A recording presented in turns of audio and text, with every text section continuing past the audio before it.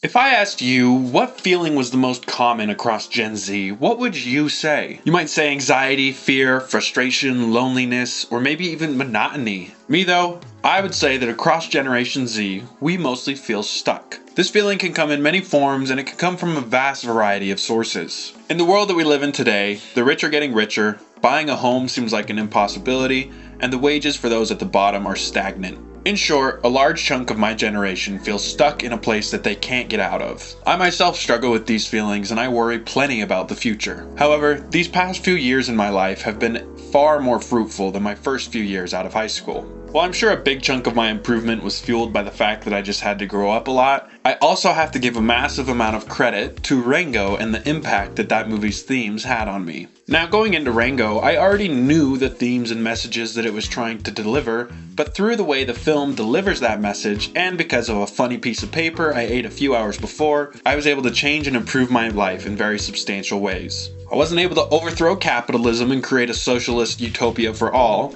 but what I was able to do was make personal improvements in my own life that set me on a much better path. Join me today while I tell you my story, how Rango affected my story, and how hopefully those messages can help you. To really understand how Rango changed my life, you need to know a bit about my life beforehand and where I was in life when I watched Rango. I was born in 1999 in Utah, where I did indeed grow up Mormon. I lived that life up till the end of my senior year of high school, where I started to question things. Growing up Mormon, especially as a man, you're expected to serve a Mormon mission. You're not going to hell if you don't, but socially it's extremely expected of all young men, and it's a big deal when they don't serve missions. I remember that when I was growing up Mormon, the way that sons that didn't serve missions were talked about behind their backs always rubbed me the wrong way. To be honest, all over my teen years, as things went on, there started to be more and more things about the Mormon church in general that just rubbed me the wrong way. This all accumulated with my senior year of high school, and my senior year was rough, to be honest. For a variety of reasons, I was extremely depressed for the first half of my senior year. Every single day, I would pray and pray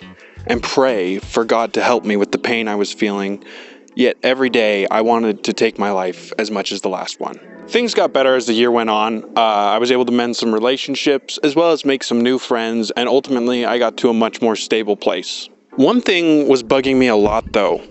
Why didn't God answer a single one of those prayers? I knew that I was probably depressed, but that fact made me really embarrassed and it made me feel weak, so I just didn't seek help besides praying to God. Despite these prayers, God's help never came. The reason why I'm sharing this extremely personal story with you is so you can understand where and how that first real seed of doubt took hold in me. Now, this doubt wasn't just in my faith, but it was also in the life I was living and if it was the life I even enjoyed or wanted. Now, Mormons and religious people, chill. I can already hear your comments about how the fact that I didn't kill myself was the answer to my prayers, but please. Arguing religion and theology is not at all the point of this video. I'm sharing this because it is an essential part of my story. You can scream at me all you want for the religious stuff, but this is simply a feature of my story and not the main focus of it. For Mormons, your life path is kind of assumed from the start. For men, you go on a mission at 18 to 20, then you go to college for 4 years where you get a degree in business, engineering, or computer science, and also make sure to grab a wife as soon as possible. From there, you just live a normal life, but you make sure to have lots of kids and your life's focus is the Mormon church and your local church community. There are definitely members who live very different lives than this, but this was no doubt the expectation for 17-year-old me and my LDS friends. Now, not every detail of that life plan is exclusive to Mormons, but the point is that 17-year-old me thought this was the life plan that I was supposed to chase and pursue. As I stated before though, a seed of doubt had taken hold in me and I wasn't planning to serve a Mormon mission, or at least not yet. However, I decided in order to make up for this fact, I had to go to BYU. The main point I want to deliver with this whole spiel is the point that the fact is, even though I did deviate from that general Mormon life plan, I still wasn't making a real decision for me. I did well in school, I'm smart, not to flex, so I got scholarships to every school I got into except for one. BYU. Instead of choosing to go to the really interesting school in the center of Salt Lake City that I had a full tuition scholarship towards, or instead of choosing to go to the school that I had a decent scholarship at that my girlfriend at the time was attending, I chose to go to BYU, the school that I had the least real desire to go to. But I felt like if I wasn't going to serve a mission, I at least had to go to BYU. Mostly for money reasons, I then took the summer and the next semester off in order to save up, and then I attended UVU in the spring of the next year. Again, this step in my life really wasn't my choice. Yes, I made the choice to transfer there and attend there, but I was still only doing what I felt like I was supposed to do. Sure, I skipped the Mormon mission and I was most definitely losing my faith at this point, but I still felt like this was the step that I was supposed to take next in life. In reality, what I wanted to do was attend that tech school for sound engineering. However, everyone in my life said that college would be better, and it wasn't really. While audio engineering and working in a studio did really appeal to me, the main appeal was the idea that I could just attend a quick program, get a career going, and then work that career while I could focus more on my creative goals. With college, I didn't have an idea of what I wanted, so I was just mindlessly pursuing credits, really not doing anything efficiently.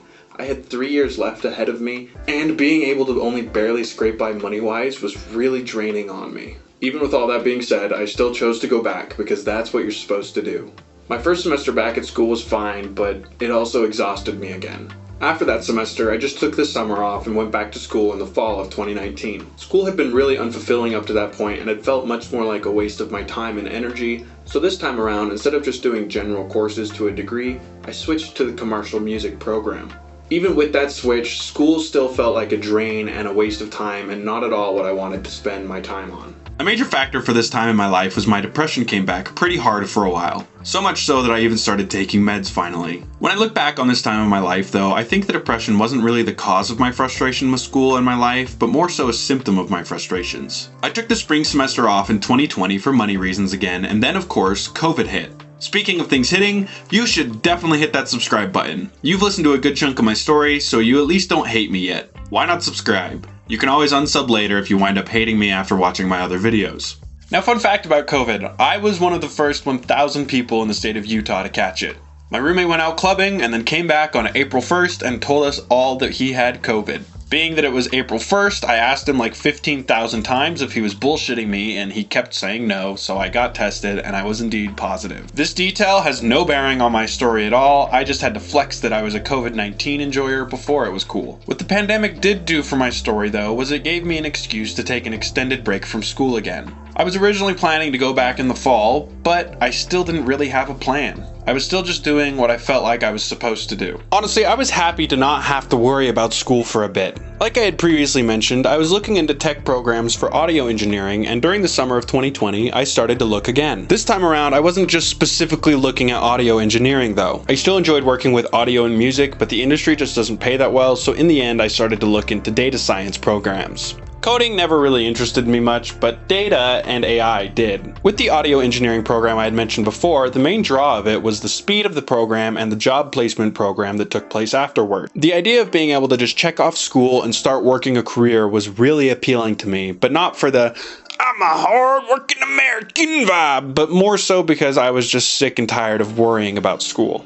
The creative goals that I wanted to pursue were just bogged down and hampered by school, so I figured if I could just get my career going and start working a job, I could much better focus on my creative goals and the actual things I wanted to spend my time on.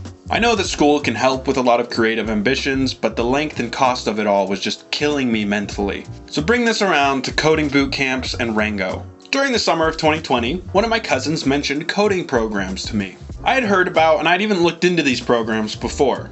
For those who don't know, all over the place there are 2 to 6 month long courses that teach you skills in computer science and coding. These classes can vary a lot depending on the details. Some are focused on teaching you coding languages like Python and JavaScript, some are focused around cybersecurity, and others are focused around data and AI. I had seen these programs before, but I had passed up on them for a few reasons. For one, they were just offering skill sets that didn't interest me, like how to build a website or a mobile app, and two, a lot of the promises felt a little far-fetched to me. With the audio engineering school, I would have been making on average $42,000 a year once I graduated. Yet I was seeing these coding programs boast numbers of $60,000, $70,000, and even $80,000 a year post-graduation of like a 4-month program. This time around though, things were very different for my brain. I had done 3 different semesters at college, and even though I had tried a new approach each time, the result was always the same. So I started to consider a coding course much more seriously during the summer of 2020. I researched a bunch of different programs and eventually settled on a program that focused on data science and AI, and it had a great job placement program once you graduated as well. But I did nothing. Work-wise, I was working for my family's construction supply business, and I had been working there for a few years. I didn't really like working there, but I also really didn't hate it. It was warehouse work, so it definitely sucked sometimes, but I always had a lot of great coworkers for the most part. That being said, by 2020, I had wanted to quit the family business for at least a year. I just couldn't get myself to actually quit and go find a new job. So instead, I just stopped caring and started to show up to work late on the regular. I also really didn't get along with two of the people who worked at that store, and they were usually in the mornings. Hence why I didn't want to be there. Point is, I came in late pretty much daily for a year before my uncle finally asked me to find a new job. I had found the coding program that I wanted to attend by August of that year, and I left the family business that fall. I had this golden opportunity I could take to attend this school and level up my life, but instead I just found a job at Amazon. I remember thinking a lot about school at the time, and my reasoning was I just couldn't afford the program. Honestly though, this was kind of a bullshit excuse. It's really hard for me not to go on a huge Amazon tangent here, so I'm going to stay strong and focus on the important details and not talk about my working conditions and experiences there. Amazon was hell. Aside from the Amazon specific stuff, it was not the right change for my life. I started there during the end of November, and on my second week we started peak season. This means that instead of working 4 10-hour shifts a week, I was now working 5 12-hour shifts a week. To top this off, I lived an hour away from my warehouse, so I was working 14-hour days for 5 days a week for a month and a half, and it was just as bad as it sounds. I had to leave my apartment at 5 a.m. to get there on time for my 6 a.m. start, and I wouldn't get off until 6 p.m. and I wouldn't get home until 7 p.m. So sure, I was no longer wasting my time on school that was uninteresting and unmotivating to me, and I was no longer stuck at the family business, but where I was at Amazon was worse. I made a little bit less money working at Amazon, and it drained me far more mentally and physically than the cycle I was stuck in before was. Once peak season ended in January of 2021, I needed a break, and I needed it bad. I was planning to quit Amazon pretty soon, to be honest, so that February I used up all of my saved up vacation time and drove out to San Francisco to visit my friend. We had a few plans on this trip, but one particular plan was to trip. One morning, my friend and I both ate a fancy piece of paper and we embarked on an adventure. A visual one. We just chilled in his room most of the day and watched movies and listened to music. About halfway through our journey, we wanted to watch another movie before we went out on a walk. The movie we landed on was Rango. Oh yeah, we are finally here. From here, I want to talk about Rango and its themes and how they had such a positive effect on my life. While yes, I was on acid while I had this experience, and that no doubt heightened the impact I felt from the film's themes, regardless of that, the themes and messages in the film are something that could really be applied in everyone's lives. The film opens with Rango in his tank being crazy with his inanimate friends. While ranting, Rango says that the hero needs conflict to grow, and as timing would have it, this is when he's thrown out of the car and when he loses his easy life. Once out of his tank, he meets Mr. Roadkill. The armadillo says a couple important things here. The main one though is he calls out Rango's flaw. The film's already called out Rango's flaw before when he was ranting in the tank, and it's going to call it out again shortly after when Rango meets Beans. My point is that this flaw plays a major role in the overall theme of the film. The flaw is that Rango doesn't know who he is. We never learn what Rango's real name is. For those who haven't seen the film, spoilers I guess, but also Rango makes up the name Rango later on in the film. We legit know nothing about Rango besides what we see at the start of the film. He was a pet, he likes acting, and he's a little loony. Aside from being alive, Rango really is nothing and no one at the start of the film. Rango gets directions from Roadkill and then he walks off into the desert. Eventually, Rango runs into Beans. Oh, Beans. She's a great character honestly, but not at all the focus of the video. She calls out Rango's flaw again, like mentioned earlier, and ends up giving the lonely lizard a ride into town. Once in town, Rango wanders into the saloon and asks for water, where he gets laughed at by everyone in the bar. Water is very scarce in these parts, and so they just have cactus juice to drink. While in the bar, one of the townsfolk walks up to Rango and asks him who he is, again invoking Rango's flaw. This time around though, it sets off an existential crisis inside of Rango. One of the few things we actually know about Rango is that he's an actor. As his brain starts to race and wonder who he is in that bar, his coping mechanism kicks in and he starts to act. So Rango lets his acting run free and he gives quite the performance at the saloon. He even manages to convince everyone that he killed 7 men with just 1 bullet. That one bullet motif is awesome. It's really not relevant to the themes I want to discuss, but I can't not mention it. All throughout the film, it's constantly called back upon by the characters. For example, Jake the Snake uses it to taunt Rango later on. It's a cool part of the film that I like. From here, Rango gets himself into a duel, but it gets interrupted by the local hawk. Rango then commits a hate crime on the hawk, and the town celebrates. The townsfolk bring Rango over to the mayor, and he makes Rango the new sheriff in town. It's pretty clear from the start here that the mayor is pretty sus. This notion is reinforced shortly after when Rango is getting suited up and Beans asks if they told Rango what happened to the last sheriff. Before he can get a clear answer from the townspeople, the clock strikes 12 and the town starts doing their waterline dance. The town has access to a nearby spigot and they use that once a week to top off everyone's water. Issue is that it's been running low lately, and today there is no water. This is the main conflict in the film that Rango faces. Where is the water? Things only get worse from here when Rango inadvertently helps out some bank robbers rob the bank and the bank is robbed. Once he learns about this, Rango organizes a posse and they ride.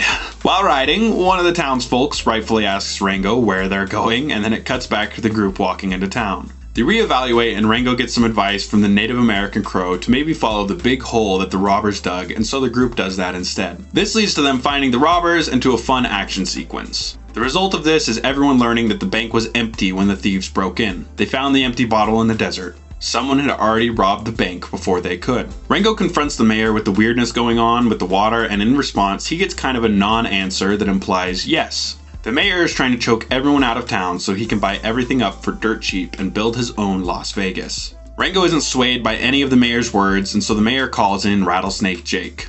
It's not at all controversial to say that Rattlesnake Jake is one of the best villains in all of animated films. Rango gives a powerful speech to the townspeople that fills them with hope, but right as he finishes up, Rattlesnake Jake blasts the sheriff's sign to absolute shit.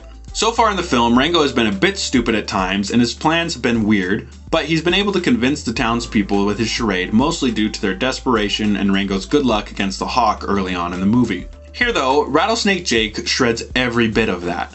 Jake is a massive, massive threat that could easily kill anyone and everyone in that town if he wanted to, so the stakes are now massively high. Things were easy when Rango just had to entertain and convince the townspeople with tall tales and surface level actions. Now though, things actually really matter. They mattered before, of course. The townspeople do need water, but specifically for Rango, the threat posed to his life has gone from 0 to 60 very fast. Jake the Snake terrifies the town and mocks Rango and then even hands Rango his gun and sticks his nose right against the barrel, staring Rango down. Rango is unable to pull the trigger, and so Rattlesnake Jake exposes every single one of his lies to the townspeople and even has Rango admit it to them. Jake tells Rango that he will take his soul to hell if he ever sees him here again, and then Rango walks out of the town with his head hung. While Rango walks out of town, Beans asks him who you are once again, but Rango says nothing. Rango dies here. Not literally, of course, but the concept and character of Rango is dead. The faith the townspeople had in him is gone, and so is the confidence that the persona gave Rango. Rango dropping his sheriff badge among the graveyard of dead sheriffs from years past helps reinforce this idea. Now this upcoming scene is the moment that changed me. Before we discuss it, let's set the picture a little clearer. Rango hasn't been making any real choices throughout the film. He's been making moves and stuff, but the majority of them have been spurred on by either his impression of what a sheriff is or directly from other characters telling him to do something. I liken this to my story and how I was going to school and stuff, but not making any real choices, but instead going along with what I felt like an 18 to 20-year-old was supposed to do. That's what I mean when I say Rango hasn't been making any real choices. It's all an act. The framing of making Rango an actual actor is great at representing this point. It's not just symbolically an act, but quite literally and symbolically an act. Sure, Rango has been the sheriff of the town, but he hasn't really been a lawman, but rather a fake wearing sheriff clothing. With that picture and idea of Rango and his character, let's talk about the next scene in the film. After leaving the town of Dirt, Rango just walks and walks all night. He eventually reaches the highway from before and even finds his old inanimate friends. Rango asks himself the question that he's been getting asked the whole film. He asks himself, who am I? This time, Rango has an honest answer. He's nobody. Then, in kind of a daze, Rango walks across the highway and manages to make it to the other side, where he then passes out from exhaustion. When he wakes up, he's with the Spirit of the West. The Spirit of the West has been referenced throughout the film, and it's been said that it only appears to those who've undergone a great quest and made it to the other side. I'm not sure if that quest is crossing the highway directly like it's implied at the beginning of the film by roadkill, or if it's more so meaning all the events that took place beforehand in the movie and in the town of Dirt with its people. Doesn't matter either way though.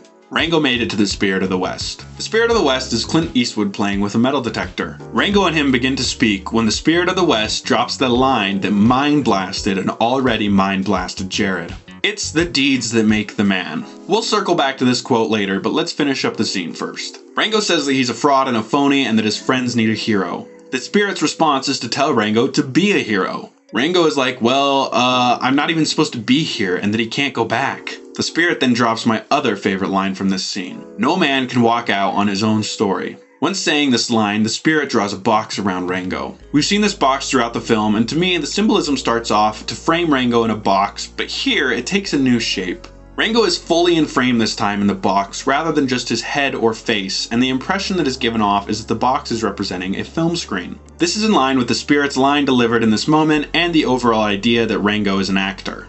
To me, this shows that Rango is no longer somebody stuck in a box, but finally becoming the main character of his story. And with that, the Spirit of the West heads off. So this scene, honestly, it's pretty fantastic. I have two major quotes that really impacted me that I would like to discuss. First off, the quote, "It's the deeds that make the man." If you remember from my story that I shared with you, my whole life I never really was making true decisions. I was instead just continuously going along with what I felt like I was supposed to do. I did my best to act, and I was hoping that eventually I'd start to believe my own act. I was kind of a fake, and for years I tried to live that life, but as it started to peel away, it was leaving me lost and empty. When I was watching Rango, it'd been a year since I'd made any real progress in my life in any real way. I wasn't working on my music or any of my creative goals. I wasn't attending school, pursuing a degree of any kind. And I wasn't pursuing a meaningful career in any way, but instead just sticking with the family business and eventually the shittier Amazon. When I heard the line, "It's the deeds that make the man," a lot of things clicked with me. Yes, I knew I needed to take actions in order for things to get done, but what clicked was the idea that I wasn't actually really doing any of those things. It was always, oh, I'll figure it out later. The fact is, I had things figured out pretty early on. I just wasn't taking any actions to get me there. The second quote that also blew me away was, "No man can walk out on his own story." At this point in February of 2021, I had found the schooling program I wanted to attend 6 months before. I had researched the school, the career field, and everything else, and it honestly seemed like a really solid plan. Yet I took 0 actions. I told myself I was too broke, I couldn't afford to take the loan I needed to pay for school. This was true at that very moment, but the truth was I hadn't been making any actionable steps to improve that situation. I wasn't budgeting or saving or anything of the sort. The real reason why I think I was so hesitant to do what I really wanted to do for so long was fear. I was afraid of what my family and friends would think, and I was also afraid that it just wouldn't work out. In that scenario, I would still be stuck working shitty jobs, and instead I'd just have a mountain of debt to pay off as well. So I kind of used my financial situation as an excuse and didn't really make an effort to fix it. The second quote that really stuck with me was, "No man can walk out on his own story." I knew at this point for around 2-ish years the kind of life I wanted to pursue, yet I had done nothing really to chase it. Even if my plan completely fails, I needed to chase that plan and live my actual life. I can't walk out on my own story. My only choice is to live it. After I heard these lines and took away these messages, I made substantial improvements in my life. First off, my job. I quit Amazon 3 weeks later. I've been thinking about it for a while, but I was finding it really hard to find a job that paid $15 an hour. I was worried I would be ruining myself financially if I took a lower paying job, but this is my story, so I need to make that story something that I want to actually live. I quit on a whim. I'd been thinking about it for a while, and I was even looking at some jobs, but I really hadn't applied anywhere else yet. One morning though, I woke up and I was like, no, I can't anymore. This is done. So I used the rest of my remaining time off and then just didn't show up when that was done. I would end up getting a job that paid me the same as Amazon and in a much better working environment. Kind of. It was an event setup job for weddings and things like that, and I had great coworkers, but at the same time, I've also never worked that many hours in one summer in my life. It was a major improvement from Amazon though. I was in an environment where I felt like a human again, where my boss supported me, and where I could make real connections with my coworkers again. Now, I don't recommend you just randomly quit your shitty job, just to be clear. Don't do that. Definitely find a backup and don't follow my example. Find a backup, then quit. The second major improvement I made in my life was in regards to schooling. Like I said, I couldn't afford it, and this was true, but now I buckled the fuck in and actually focused on getting where I needed to go in order to make that school a reality. I got my credit card in a much better shape and even built up some savings over the next 6 months. I still had to take out a loan in order to attend school, but it was much more reasonable than before. Not only did I make school financially a reality, but I also made it a reality in reality. I called them, I learned more specifics, and I even got an interview. Once I passed that interview, I then took time, care, and focus to work on the preschool work that needed to get done before everything started. To be clear, I wasn't even close to perfect. There was a point in time where I was getting really behind on my school pre-work because I kept putting it off week after week and I needed a real kick in the pants to get going again. Point is though, I was far better than years previous. Most importantly though, I was being active in my own life and the direction it was heading. That fall, I attended my data science program and I graduated in December. I even moved out to San Francisco even though my school was online, just because I wanted to. Like with the school, for years I'd been wanting to get out of Utah, but really felt like I couldn't for a variety of reasons. But the realizations and changes in my mindset I took after watching Rango helped me push through the fears I had with moving out of state and attending the school. It also helped me with one other major thing. Starting when I was at BYU, I really wanted to make music. I'd always loved music and it had always been a very big part of my life. That desire moved on to wanting to create and produce my own music after high school. It really wasn't good, for the record.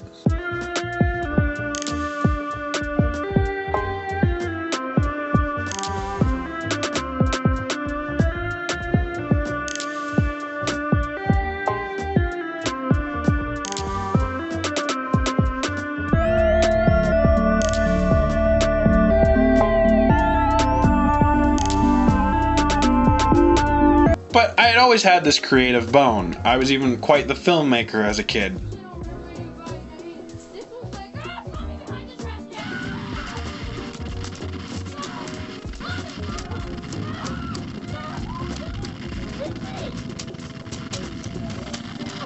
Oh, and we can't forget my brief stint in Christian rap. As for me and my house, we will serve the Lord. As for me and my house, we will serve the Lord. As for me and my house, we will serve the Lord. Serve the Lord. Everyone talks about wanting to be something crazy when they're 12, like an NBA star, and I was honestly no different. Well, I guess it was a little different. I wanted to be a special effects artist. On top of that, just like every other 12-year-old in 2011, I also wanted to be a YouTuber. Throughout all of my creative projects throughout my life though, I never really made an effort to consciously improve my skills, but rather I would just dick around. I got better as I worked on various creative projects over the years, but I wasn't ever really try-harding. After my second major depressive episode that happened at the end of my last semester, at the end of my school year in 2019, I kind of stopped pursuing music in a lot of ways. 2020 was just a blur. I know a lot of people can relate to that, but besides going to work and daydreaming, I really didn't do anything. After watching Rango though, I was also able to renew my focus on my creative goals. While I was working that wedding setup job, I started writing my first videos. My first video is my video on a silent voice, and it took me months to write. Not because the video is super deep or anything, but more so because I was so overwhelmed with school and work that I just didn't have a lot of time to work on it. I still did though, little by little when I could. We would do weddings in Jackson Hole, Wyoming pretty frequently, and on those drives up and down is when I would get a lot of my writing time in. My laptop is shit and has a really short battery life, so I could only get around 45 minutes of writing in on each drive. Eventually though, this was enough to finish my first script, and I was actually pretty proud of it. I got 1 or 2 other scripts done while working there, and later while I was going to school, I started filming. I didn't start releasing until the next year though, because I wanted to build up a stockpile so I could keep a consistent release schedule going. That definitely worked. My main point is that I was very actively working on making my actual creative goals a reality. It's the deeds that make the man, right? Well, video essayists write scripts, so it was about time that I started writing scripts and making steps toward the life that I actually wanted to live. Without those actions and deeds, it's impossible. With all that being said, what about you? What deeds have you been putting off? What part of your story have you been running from? Are you scared? Does it terrify you? Good. That means it'll be an exciting ride. Everyone's lives are different from one another in an infinite number of ways, but the one thing that we all share is struggle. Regardless of what your struggle is, I think the quotes and messages that we discussed today apply. You can't walk out of your own story just like I can't walk out of mine, or how Rango can't walk out of his. Your actions are what define you and your life and where it goes. Regardless of the life that you want to live, the only way to live that life is to live it. It doesn't mean that things are going to be easy, and it doesn't even mean that they're going to work out the way you want them to. Who knows? But it's your story, and it's up to you to live the kind of story that you want. You can't become a skilled artist without creating art. You can't become an expert surgeon without years of learning. And you can't get your dream body without going to the gym. I'm not trying to make some masked, conservative, pull yourself up by your bootstraps argument here. It's not this easy all the time, and I most definitely understand that. A lot of times, if not every time, there are going to be obstacles in your way for whatever goal you want to achieve. But that doesn't mean there isn't a path for you to chase and achieve that goal. Even if you never fully attain that goal, living a life where you're actually chasing and pursuing your passions is going to be far more meaningful and filled with happiness than a life where you're just filling the role that you feel like you're supposed to fit. I think the best way to demonstrate this final message is with two stories. The first story takes place a few months after I watched Rango. It was likely around June or July when this conversation took place, but the exact date really doesn't matter. One of my roommates at the time, he was a pretty fun guy. We would smoke weed together on occasion, and one time we even built a bong out of an empty milk jug in tinfoil. Good shit.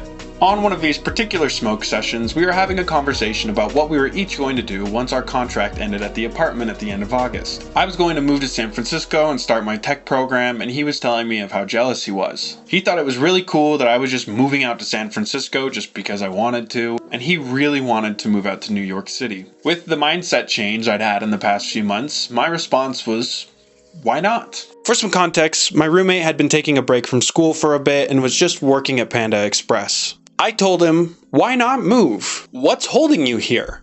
Your family already lives in a different state, you're not attached to any schools in the area right now, and you're just working at Panda Express. I remember him looking kind of stunned when I said this. Sure enough, 2 months later, my homie moved off to New York City, where he's been living and thriving ever since. For whatever reason, my roommate felt like he couldn't chase that feeling and dream of moving to New York, but when I said things so plainly to him, something clicked. The second story is actually the rest of Rango's story. We never finished talking about the movie. We got to the Spirit of the West scene, and then I rambled for 8 years. So let's finish off with Rango's story. So Rango has that entire experience with the Spirit of the West, and then he once again meets Roadkill. Roadkill says that we all need to see what we need to see, and I, as a viewer, definitely did see what I needed to see in that scene. Rango did as well. He now sees that he actually needs to be the hero. It's important to note here that Rango doesn't just go back to the town of Dirt recklessly, but instead, he makes a plan using all of the things he learned throughout his journey in regards to the water. I wanted to note out this detail to you because when applying this message we discussed to our own struggles, sometimes you need to be a little clever.